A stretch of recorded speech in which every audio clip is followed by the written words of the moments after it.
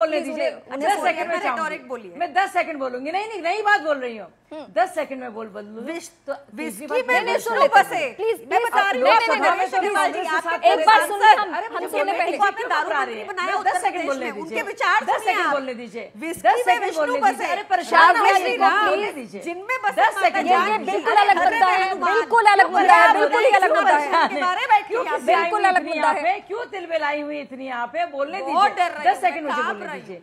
केजरीवाल का प्लान क्या था? लोकसभा में कांग्रेस के साथ आ जाएंगे और विधानसभा में कांग्रेस को किक मारेंगे सबको। अच्छा बताइए आप अगली पार्टी कौन सी ज्वाइन करेंगे? प्लान का टाटा फिर लीजिए कमेंट, फिर ये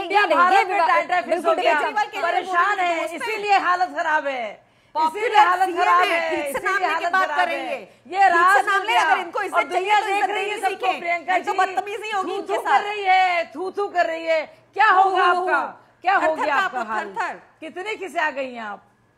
चलिए मैं आप सभी के पास आऊंगी। सुरेंद्र राजपूत, आपसे फाइनल कमेंट मुझे ये चाहिए कि क्या वाकई ये कांग्रेस पार्टी और तमाम जो विपक्षी चेहरा है वो भारत नाम करने जा रहे हैं अब महागठबंधन का?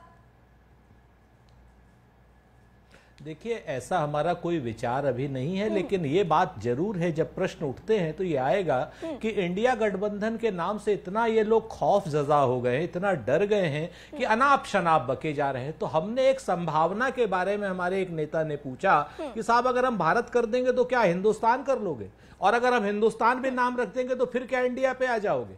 सच बात यह है कि ये जो इस समय मुद्दों पर बात होनी चाहिए, हमारे मुद्दे क्या हैं आप मुझे बताइए। आप भारत नाम रख लिए, क्या भारत की महंगाई दूर कर दी मोदी जी ने? भारत को 40 रुपए पेट्रोल दे दिया मोदी जी ने? भारत में डॉलर 40 रुपए हो गया क्या? चीन की समस्या खत्म हो गई क्या? बेरोजगारी की समस्या खत्म हो गई क्या? साजिया इल्मी जी, इस तरीके की बातें करने से कोई फायदा नहीं होता। आप सभी का बहुत शुक्रिया हमें वक्त देने के लिए। फिलहाल डिबेट में हम ये जानने की कोशिश कर रहे थे कि ये विवाद कहां तक जा रहा है, और अब बात भारत की, भारत के इतिहास की, भारत के मान सम्मान की। आज ये डिस्कशन इसलिए शुरू हुआ क्योंकि राष्ट्रपति द्रौपदी मुर्मू की तरफ से G20 के डिनर का जो न्योता मेहमानों को भेजा गया, उस पर प्रेसिडेंट ऑफ इंडिया के बजाय प्रेसिडेंट ऑफ भारत लिखा गया। बस इतनी सी बात थी। इसके बाद से इस मुद्दे पर सियासत शुरू हो गई। विपक्ष का आरोप यह है कि बीजेपी इंडिया गठबंधन से घबरा चुकी है और इसीलिए इस नाम के पीछे पड़ गई है। दूसरी ओर बीजेपी देश के इतिहास और हिंदुस्तानी सभ्यता की बात याद दिला रही है। यह भी हो रहा है, और यही वजह है कि आज ये समझा जाए कि भारत और इंडिया में क्या फर्क और क्या समानताएं हैं। श्री राम और श्री कृष्ण की इस पावन धरा को कब किस नाम से पुकारा जाता था, आज ये हम बताएंगे। मान्यता तो यह भी है कि भगवान प्रभु श्री राम के वंशज महाराज भरत के नाम पर भारत नाम पड़ा। महाराज भरत के दौर में ही भारत का संपूर्ण विस्तार होने की मान्यताएं हैं। आपने अक्सर किसी भी हवन पूजन के दौरान पुरोहित को अक्सर ये कहते सुना होगा, जम्बूद्वीपे भरत खंडे आर्याव्रत देशांत करते। इसे आप इस दौर के GPS कोऑर्डिनेशन भी कह सकते हैं, और इसके जरिए अपनी लोकेशन के बारे में ईश्वर को बताया जाता था, और ये प्रथा आज तक बदस्तूर जारी है। इसमें जम्बू द्वीप का मतलब एशिया और यूरोप यानी यूरेशिया से है।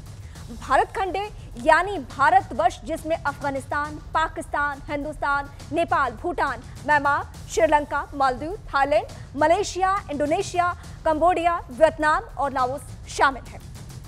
आर्यव्रत यानी भारतवर्ष का वो हिस्सा जो काबुल की कुंभा नदी से हिंदुस्तान की गंगा नदी तक था, और उसे आर्यव्रत कहा जाता था। यानी भारत मात्र एक शब्द नहीं, ये मात्र एक देश का नाम नहीं, ये हमारी पहचान है। यह हमारी विशाल और महान संस्कृति और इतिहास का इंट्रोडक्शन है। लेकिन अगर भारत हमारी पहचान है तो फिर इंडिया कहां से आया, इसका इतिहास भी समझ लीजिए। मध्यकाल में जब आक्रांता भारत में आए तो उन्होंने सिंधु घाटी की तरफ से भारत में प्रवेश किया।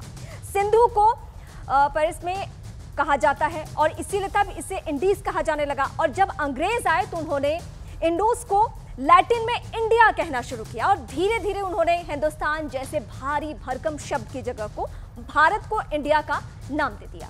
यानी इंडिया शब्द हमें उन लोगों ने दिया जिन्होंने हमें 200 साल तक गुलाम बनाए रखा।